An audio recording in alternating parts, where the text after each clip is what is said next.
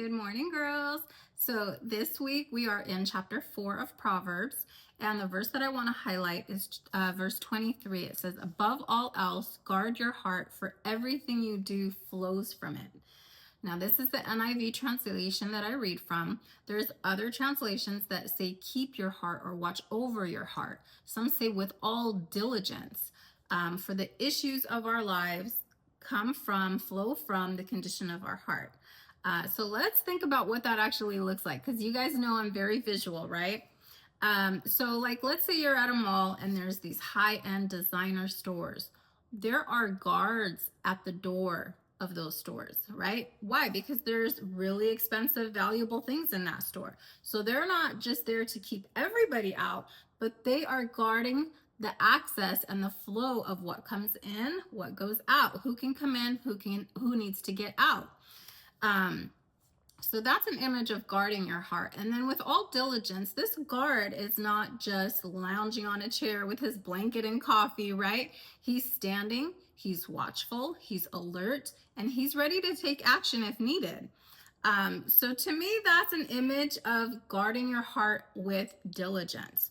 Now, let's think about how this can affect our lives if our heart's not right.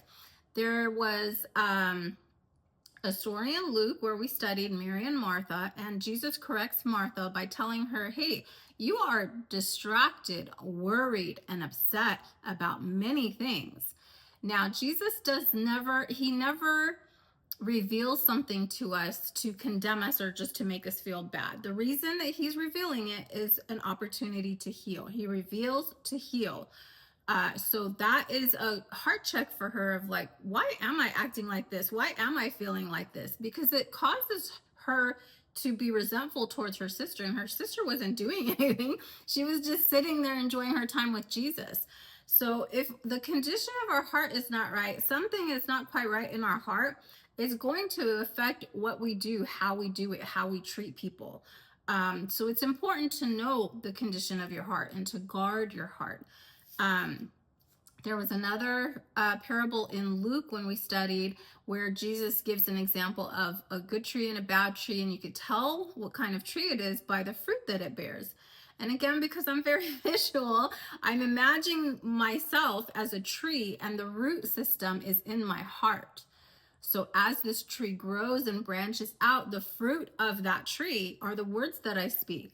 So if I notice I am saying negative things, mean things, hurtful things to myself or to others, that is a signal for me to check the condition of my heart. It's an opportunity to go backwards and think about, why am I talking like that? Why am I acting like that? What is in my heart that needs to be healed? And then we take that to Jesus, right? So it's an opportunity for us to check the condition of our heart.